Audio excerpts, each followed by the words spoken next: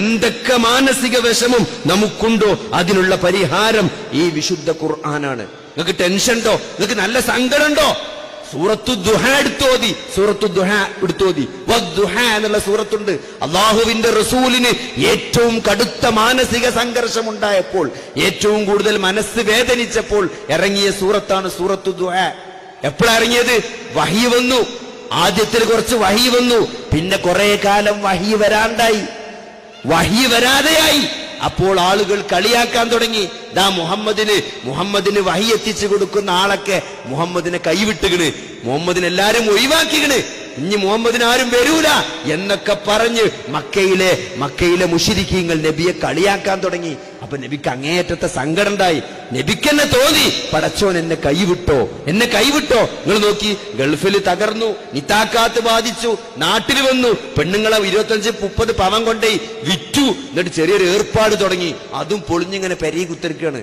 അപ്പൊ തോന്നുകയാണ്, പടച്ചോൻ എന്നെ കൈവിട്ടോ, പടച്ചോനിപ്പോ പഴയ പോലെ എന്നോട് സ്നേഹല്ലേ, എന്നെ വെറുത്തോ. ഏതൊരു പ്രയാസം അനുഭവിക്കുന്ന ആളുടെയും മനസ്സിൽ വരുന്നൊരു ചിന്തയാണിത്. ഒരു പ്രയാസമുണ്ട്, പരീക്ഷയിൽ തോറ്റു, പരീക്ഷയിൽ വേണ്ടത്ര മാർക്ക് കിട്ടിയില്ല, അപ്പൊ നമുക്ക് തോന്നുകയാണ്, പടച്ചോ എന്താ ഇങ്ങനെ എന്നോട് ഒഴിവാക്കിക്കണോ, എന്നെ വെറുത്തുകണോ തോന്നുകയാണ്. അള്ളാന്റെ റസൂലിന് തോന്നി അങ്ങനെ. വഹി വന്ന് കുറച്ചു കാലം വഹി വരാണ്ടായി, കളിയാക്കാൻ തുടങ്ങിയപ്പം തോന്നുകയാണ്.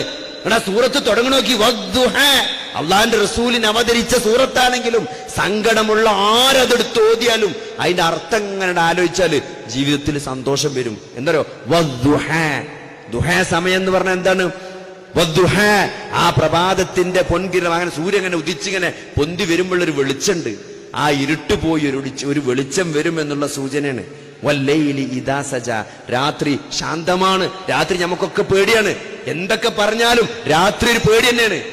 ആ രാത്രിയുടെ ശാന്തതയ്ക്ക് ശേഷം ഒരു പ്രഭാതത്തിന്റെ പൊൻകിരണം, ഒരു വെളിച്ചം വരാനുണ്ട്. അത് സത്യം ചെയ്ത് പടച്ചോൻ പറയാണ്. എന്ത്? മാ വദ്ദഅക റബ്ബുക വമാ ഖല, നിന്റെ റബ്ബ് നിന്നെ ഉപേക്ഷിച്ചിട്ടില്ല, നിന്റെ റബ്ബ് നിന്നെ വെറുത്തിട്ടില്ല. നമുക്ക് സങ്കടം തോന്നുന്നുണ്ടോ? ഇവിടുന്ന് ഈ വീടും കുറ്റൊക്കെ പറിച്ച് ഇവിടുന്ന് പാകിസ്ഥാനിലേക്ക് പോകേണ്ടി വരുമെന്ന് ആരെങ്കിലും പേടിച്ച് വിഷമിച്ചിരിക്കുന്നുണ്ടോ സഹോദരങ്ങളെ? എന്തിനു പേടിക്കണം? ലോകത്തിലെ ഏറ്റവും മഹാനായ വ്യക്തി, ഏറ്റവും ഉത്കൃഷ്ടനായ സൃഷ്ടി ആരാണ്? അഷ്റഫുൽ ഖൽഖ് മുഹമ്മദ് നബി സല്ലല്ലാഹു അലൈഹി വസല്ലമയാണ്. നബിക്ക് മക്കത്തുനിന്ന് പോണ്ടി വന്നില്ലേ സഹോദരങ്ങളെ? അതിനേക്കാൾ മീതുണ്ടോ നമ്മള്? അതിനേക്കാൾ മീതുണ്ടോ? ആ നബിക്ക്, അള്ളാഹുവിന്റെ മുത്ത് നബിക്ക് ജനിച്ച പിറന്ന മണ്ണുപേക്ഷിച്ച് പുറത്താക്കപ്പെട്ടില്ലേ? അള്ളാഹിനോട്, അള്ളാഹിന്റെ റസൂലിനോട് അള്ളാഹ് പറയാണ്, മാ വദ്ദഅക റബ്ബുക വമാ ഖല, നിന്നെ ഉപേക്ഷിച്ചിട്ടില്ല നബിയെ, നിന്നെ വെറുത്തിട്ടുമില്ല. പിന്നെന്താണ്? വലൽ ആഖിറതു ഖൈറുൽ ലക മിനൽ ഊല. എങ്ങനെ അർത്ഥം വെച്ചാലോ ശരിയാണ്.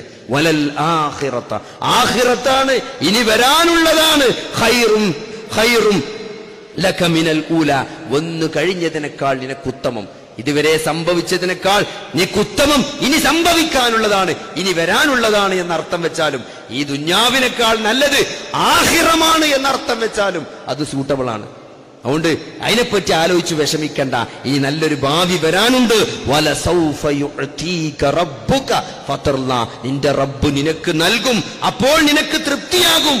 എന്നിട്ട് ചോദിക്കാണ്, ഇതൊക്കെ നബിനോടാണെങ്കിലും നമ്മളോട്, നമ്മളെ മനസ്സിനോട് നമ്മൾ ചോദിച്ചാൽ മതി. അലം യജിദ്ക യതീമൻ ഫആവ, നിന്നെ ഞാൻ യതീമായി കണ്ടില്ലേ? ജനിക്കണീന്റെ മുമ്പ് എന്നെ വാപ്പ മരിച്ചില്ലേ? നല്ലൊരു കാലത്തിൽ എത്തുന്നതിന്റെ മുമ്പ് എന്റെ ഉമ്മ മരിച്ചില്ലേ? അങ്ങനെ വാപ്പയും ഉമ്മയും ഇല്ലാതെ ജീവിച്ചിട്ടും ഒരു പ്രയാസവുമില്ലാതെ വല്ലിപ്പാന്റെയും എളാപ്പാന്റെയും മൂത്താപ്പാന്റെ ഒക്കെ ഇടയിൽ ഒരു പ്രയാസമില്ലാതെ നിന്നെ ഞാൻ വളർത്തിയില്ലേ? നിങ്ങൾ ആലോചിച്ച് നോക്കി, നമ്മളൊരു ഭൂതകാലം ആലോചിച്ച് നോക്കി, എന്തൊക്കെ പ്രയാസങ്ങൾ നിറഞ്ഞ ജീവിതമാണ് നമ്മുടെ ഭൂതത്തിലുള്ളത്. എന്നാൽ ഇന്ന് എന്തൊരവസ്ഥയിലാണ് നമ്മളുള്ളത് സഹോദരങ്ങളെ? ഏത് കാര്യം എടുത്തു നോക്കുകയാണെങ്കിലും സാമ്പത്തികമായി നോക്കി പഴയ അവസ്ഥയാണോ ഇപ്പോൾ ഉള്ളത്? എന്താണ് നമ്മൾ മെച്ചത്തിലല്ല സഹോദരങ്ങളെ?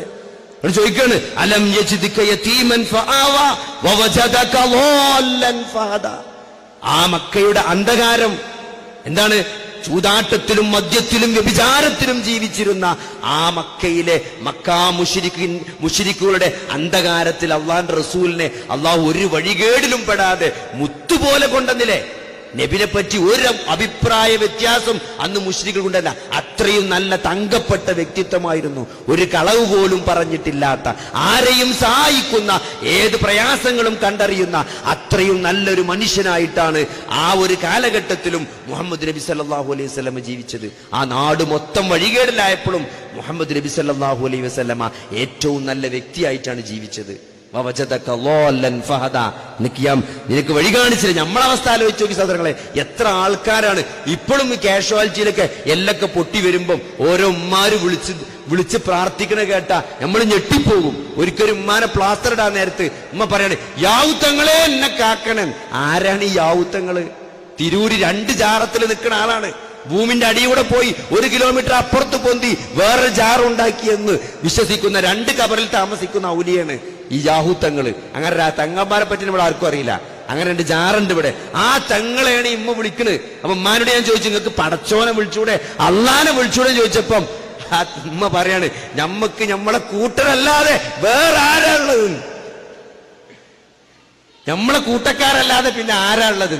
അത്രയും രൂഢമൂലമായ അന്ധവിശ്വാസമുള്ള നാട്ടിലാണ് നമ്മൾ ജീവിക്കുന്നത്. അതിനൊക്കെ പടച്ചോ നമ്മളെ കാത്തിലെ.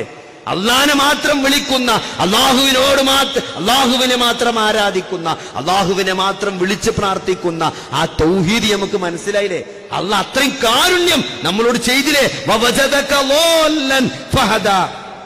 നിങ്ങളെ ഒരു വഴികേടിലായി കണ്ടിട്ട് അള്ളാഹ് നിങ്ങൾക്ക് ഹിദായത്ത് നൽകിയില്ലേ? നബിനോട് ചോദിച്ചാണ്. പക്ഷെ നമ്മളോടും സത്യം തന്നെയല്ലേ?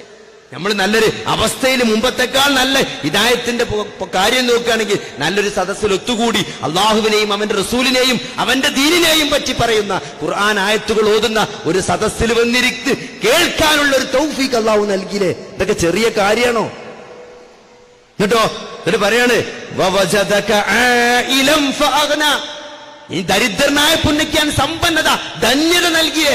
നമ്മൾ അവസ്ഥ ആലോചിച്ച് നോക്കി. ഇവിടെ ഒരു കാലത്ത് മദ്രസക്കും സ്കൂൾക്കും ഇവിടെ ആൾക്കാർ പോയിരുന്നത് കഞ്ഞിവെള്ളം കുടിച്ചിട്ടും തേങ്ങന്റെ വെള്ളം കുടിച്ചിട്ടൊക്കെ സ്കൂളിൽ പോയ കാലുണ്ട് ഇവിടെ. അത്രയും പട്ടിണി ഉണ്ടായിരുന്നു. ഒരു സൈക്കിൾ കിട്ടിയിരുന്നെങ്കിൽ ഒരു സൈക്കിൾ ഓട്ടാമായിരുന്നു. സൈക്കിളൊക്കെ വാടകയ്ക്ക് എടുത്തിട്ട് ആ ചവിട്ടി പൂതി തീർത്തൊരു കാലം ഒക്കെ കണ്ടായിരുന്നു. ഇന്ന് നമ്മളെ വീടിന്റെ മുമ്പിൽ മോട്ടോർ ബൈക്കും സ്കൂട്ടറും മാരുതിയും ഇനോവ വരെ നിൽക്കാണ്. ഏതെടുത്ത് പോണെന്നാണ് നമ്മൾക്കറിയാത്തത്. ആ ഒരു കാലഘട്ടത്തിൽ നമ്മൾ എത്തിയില്ലേ? തിന്നാൻ കിട്ടാതെ ചക്കന്റെ ചുള തിന്നിരുന്നൊരു കാലഘട്ടം, ചക്കച്ചുള പോലും കിട്ടാണ്ട് ചക്കന്റെ ചൗരി തിന്നിരുന്നൊരു കാലം ഉണ്ടായിരുന്നു ഇവിടെ കേരളത്തില്. അത്രയും ദാരിദ്ര്യം ഉണ്ടായിരുന്ന ഒരു അവസ്ഥ ഉണ്ടായിരുന്നു. ഏട്ടന്റെ പുസ്തകം എടുത്തിട്ട് തലമുറകളായി 3-4 ആൾക്കാരൊക്കെയാണ് ഒരു പുസ്തകം സ്കൂളിൽ പഠിച്ചീന്. പുതിയ പുസ്തകം എന്നുള്ള സ്വപ്നം തന്നെയല്ല.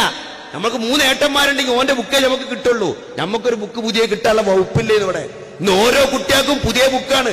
പുസ്തകത്തിൽ തന്നെ എഴുതിയപ്പോ യൂസ് ചെയ്ത പുസ്തകം പിന്നെ യൂസ് ചെയ്യാൻ പറ്റൂല. അത്രയും സമ്പന്നത എന്ന് വന്നില്ലേ? എങ്ങനെയാണ് നിങ്ങൾ അള്ളാനെ വെറുക്കുക? അള്ളാഹു ഒന്നും തന്നിട്ടില്ല നിങ്ങൾ എങ്ങനെ പറയും? നിങ്ങളെ ദരിദ്രനായി, നിന്നെ ഞാൻ ദരിദ്രനായി കണ്ടപ്പോൾ നിനക്ക് സമ്പന്നത നൽകിയില്ലേ എന്ന് അള്ളാഹ് ചോദിക്കാണ്. അത് അള്ളാഹ് നബിനോട് മാത്രമല്ല നമ്മളോടും കൂടിയാണ് ആ ചോദിക്കുന്നത്. അത് ശരിയല്ലേ? പിന്നെ എങ്ങനെ അള്ളാഹ് നിങ്ങൾക്ക് വെറുക്കാൻ കഴിയും? ഒരു പ്രയാസം വരുമ്പോത്തിന് അള്ളാഹുവിനെ പറ്റി എങ്ങനെ ഒരു മോശമായ ചിന്ത ഉണ്ടാണ്? പാടില്ല. എന്നിട്ട് അള്ളാഹ് പറയാണ്, ഇനി കുറച്ച് ബാധ്യതകളുണ്ട്. എന്താണ്? ഇങ്ങനെയൊക്കെ പടച്ചോങ്ങളോട് ചെയ്തില്ലേ? നിങ്ങൾ എന്ത് ചെയ്യണം? ഇപ്പോഴും ഇതേപോലെ കുറെ ആൾക്കാർ ഇവിടെ ജീവിക്കുന്നുണ്ട്. നമ്മൾ ഏതൊരവസ്ഥയിൽ കഴിഞ്ഞിരുന്നോ ആ ഒരു അവസ്ഥയിൽ ഇപ്പോഴും സമൂഹത്തിന് കുറെ ആളുകൾ കഷ്ടപ്പെട്ട് ജീവിക്കുന്നുണ്ട്, യതീമായി ജീവിക്കുന്നുണ്ട്. സ്വന്തം പ്രയാസങ്ങൾ പറയാൻ ഒരു ഗ്രഹനാഥനില്ലാതെ കഷ്ടപ്പെടുന്ന യതീമുകളുണ്ട്. അവരെ നിങ്ങൾ ആട്ടിയകറ്റരുത്, അവരെ നീ അടിച്ചമർത്തരുത്. ചോദിക്കുന്നവനെ ആട്ടിയകറ്റരുത്. ഒന്നും കൊടുക്കാനില്ലെങ്കിലും ആസാമിൽ വെള്ളപ്പൊക്കം ഉണ്ടായി വന്നതാണ് എന്നൊരാൾ വന്ന് പറയുമ്പം അയാളെ CBI ചോദ്യം ചെയ്യണ പോലെ ചോദ്യം ചെയ്യാൻ ഞങ്ങൾ ആരെയും ഇവിടെ അതൊന്നും നിശ്ചയിച്ചിട്ടില്ല. ഓരോരുത്തരും ചോദ്യം ചെയ്യാ, എന്നാ വെള്ളപ്പൊക്കം ഉണ്ടായത്, എത്ര കാലായി, എത്ര ആൾക്കാർ മരിച്ചു, ചോദ്യം ചോദിക്കണേ കേട്ടാ വിചാരിക്കും 1 ലക്ഷത്തിന് ചെക്ക് എഴുതി കൊടുക്കുന്നു. എന്നിട്ട് ഒരു 10 റുപ്യ എടുത്തു കൊടുക്കും. കൊടുക്കാൻ താല്പര്യമില്ലെങ്കിൽ താല്പര്യമില്ല എന്ന് പറഞ്ഞാൽ മതി സഹോദരങ്ങളെ. ഒരാളെയും ആട്ടിയകറ്റാനോ വിരട്ടി വിടാനോ പാടില്ല. ചോദിക്കുന്നവന് അള്ളാന്റെ കൽപ്പനയാണ്. കൊടുത്താൽ പ്രതിഫലം